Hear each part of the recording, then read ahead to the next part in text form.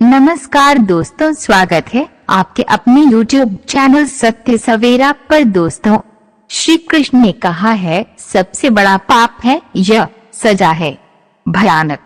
शास्त्रों पुराणों में बताया गया है कि मनुष्य धरती पर रहकर जो भी अच्छे या बुरे कर्म करते हैं उन सभी कर्मों का लेखा जोखा मृत्यु के बाद होता है और उसके अनुसार सजा और पुनर्जन्म मिलता है।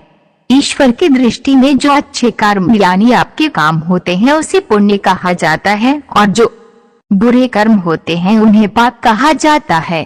पुराणों में कई अच्छे और बुरे कर्मों के बारे में बताया गया है। गरुड़ पुराण और कठोपनिषद में तो ये भी बताया गया है कि मनुष्य को अपने पाप कर्मों के कारण मृत्यु के बाद अलग अलग तरह के पापों के लिए कौन कौन सी अलग सजाएं दी जाती हैं। गरुड़ पुराण में उल्लेख मिलता है कि मनुष्य धरती पर जो कुछ भी पाप करता है उन सभी पापों की अलग अलग सजा बारी बारी से मिलती है। यम के न्याय में किसी भी पाप की सजा से बचा नहीं जा सकता है। कामी व्यक्ति के लिए ऐसी है सजा।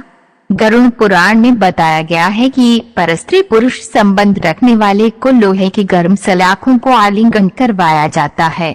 जो पुरुष अपने गोत्र की स्त्री से संबंध बनाता है उसे नरक की यातना भोग कर लकड़बग्घा अथवा शाही के रूप में जन्म लेना पड़ता है।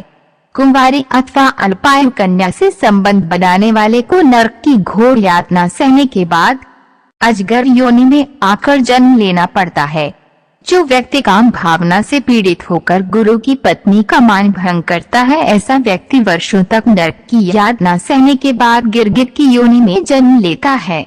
मित्र के साथ विश्वासघात करके उसके पत्नी से संबंध बनाने वाले को यमराज गधा की योनि में जन्म देते हैं।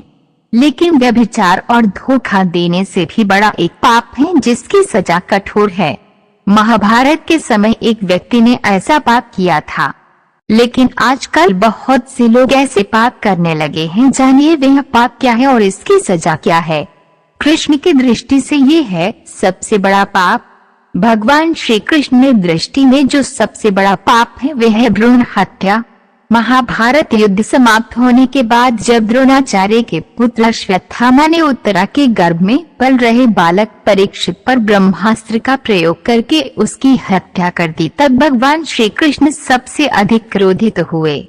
गीता में श्री कृष्ण कहते हैं मनुष्य को किसी भी वस्तु के प्रति अत्यधिक लगाव नहीं रखना चाहिए।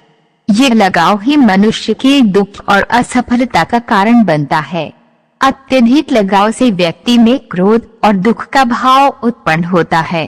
इसकी वजह से वह अपने कर्म पर केंद्रित नहीं कर पाता है।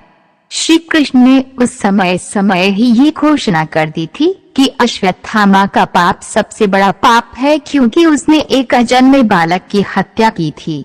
श्री कृष्ण ने इस पाप की सजा स्वयं अश्वत्थामा को दी थी। श्री कृष्ण ने अश्वत्थामा के सिर पर लगा चिंतामणि रत्न छीन लिया और शाप दिया कि तुमने जन्म तो देखा है लेकिन मृत्यु को नहीं देख पाओगे, यानी जब तक सृष्टि रहेगी तुम धरती पर जीवित रहोगे और कष्ट प्राप्त करोगे। भ्रूण की हत्या करने वाले के लिए सबसे कठोर सजा निर्धारित है और ऐसे व्यक्ति को कई युगों तक इस सजा का दंड भुगतना पड़ता है। अगर हमारे द्वारा बताई गई जानकारी अच्छी लगी हो तो अपने दोस्तों को जरूर शेयर करें और हमारे चैनल को सब्सक्राइब करें।